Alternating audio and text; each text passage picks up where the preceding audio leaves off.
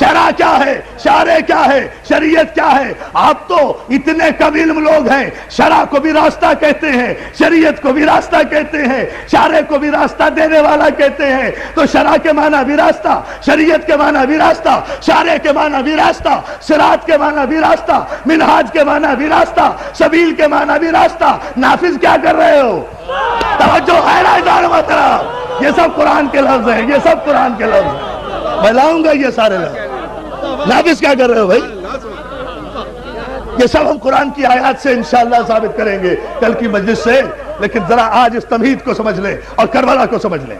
فرشتوں میں حلت اور حرمت کا کوئی مسئلہ ہی نہیں ہے، وہاں ایمان بھی دائمی ہے، پاکیزگی بھی دائمی ہے، طہارت بھی دائمی ہے۔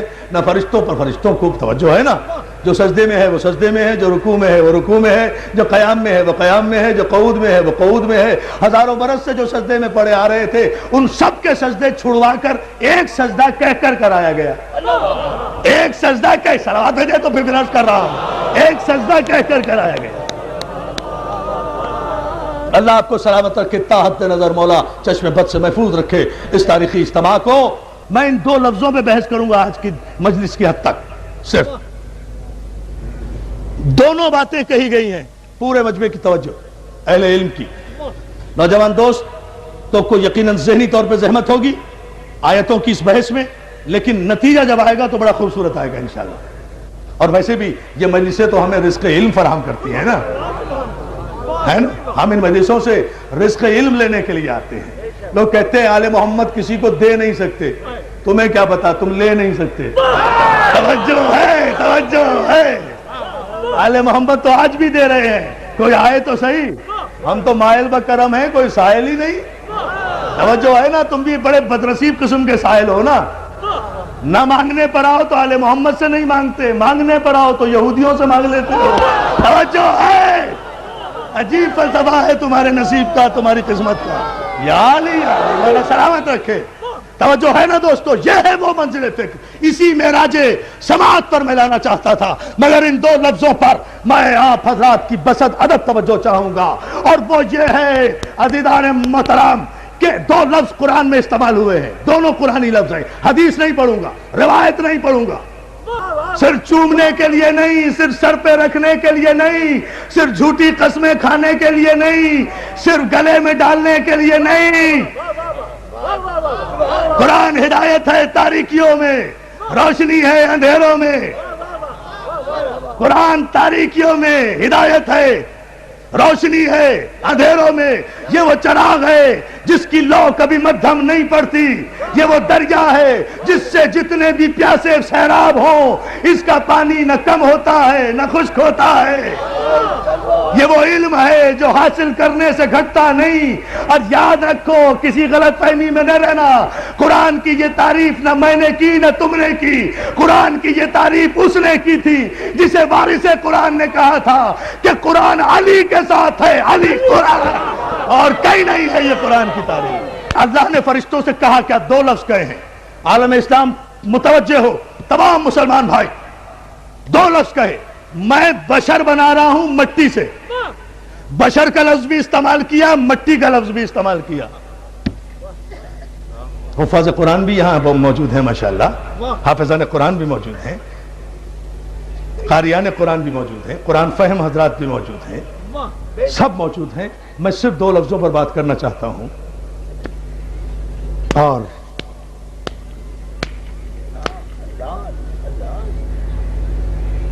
شاید کہ تیرے دل میں اتر جائے میری بات جو قرآن کے حوالے سے کرنا چاہتا ہوں۔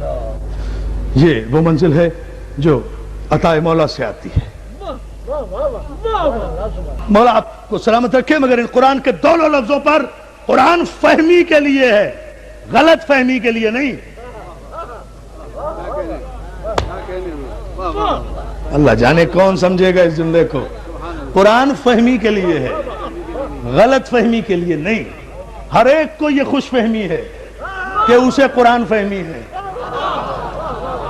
ہر ایک اگر قرآن فہم ہوتا تو نبی قرآن کو ہر ایک کے حوالے کر کے جاتے، ایک کے حوالے کر کے نہ جاتے، لیکن ایسا نہیں ہوا۔ قرآن ہر ایک کے حوالے کر کے نہیں گئے، ایک کے حوالے کر کے گئے۔ انی خالقکم بشر من طین، بشر بنا رہا ہوں مٹی سے. بشر بھی مٹی بھی. آدم کو بشر بھی کہا، مٹی سے بھی بنایا. ذہن میں رہے اور متوجہ ہو، آدم کو مٹی بھی کہا، آدم کو بشر بھی کہا. کہا یا نہیں کہا؟ یا تو کہہ دو کہ یہ آیت نہیں، محکم نہیں، جامع نہیں. آیت نہیں، محکم نہیں، جامع نہیں، تفصیلی نہیں، ناسخ نہیں، منسوخ ہے. دلیل نہیں ملتی، نص نہیں ملتی، سوال نہیں ملتا، جواب نہیں ملتا. ایک گہری آیت ہے، سوال ملتا ہے تو جواب نہیں ملتا، جواب ملتا ہے تو سوال نہیں ملتا. میری جان آپ کو ملا کب ہے سوال کا جواب؟ آپ تو سارا قرآن پڑھتے رہے، آپ کو کہاں ملتا ہے؟ اگر آپ کو ہر سوال کا جواب مل جاتا تو آپ علی کے پاس آتے کیوں جواب لینے؟ توجہ ہے نا اذان محترم؟ بات سوالی آیتیں اور جوابی آیتوں کے ہیں، اس لیے اس مرحلے پر آپ غور فرماتے جائیں. بتاؤ یہ دو لفظ ہیں، پوری توجہ اللہ آپ کو مولا سلامت رکھے تا حد نظر اس شایان شان مجمع کو. تو that will be the complete message for entire Muhammadan world from this member, not for Pakistanis Muslims only. It should be noted down. محفوظ کرو اپنے ذہنوں کے کمپیوٹر میں. اور جو مومنین ہیں وہ اتاریں علی کے ذکر کو کوثر کی طرح اپنے سینوں میں.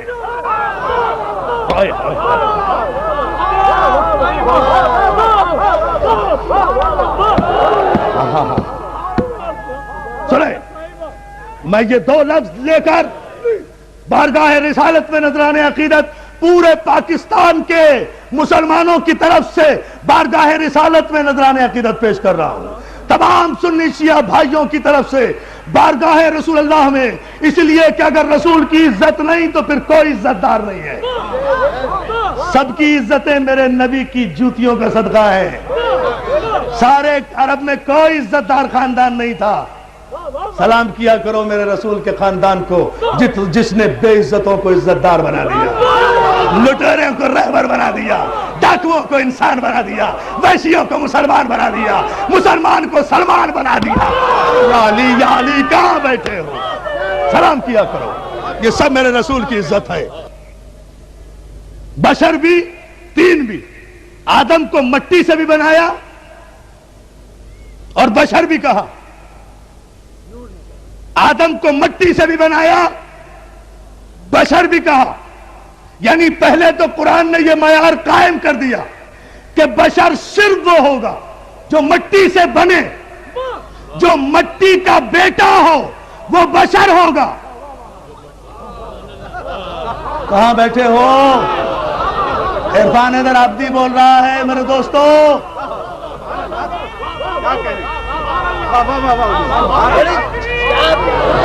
جو مٹی کا بیٹا ہو، جو مٹی کا بیٹا ہو، مٹی کا بیٹا. اچھا نہیں، بات کو کھول ہی دینا، کیوں کنفیوژن میں رکھے.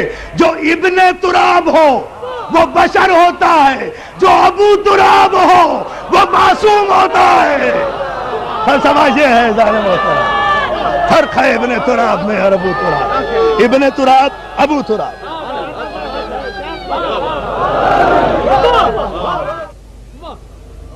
بشر کون؟ جو مٹی سے بنے.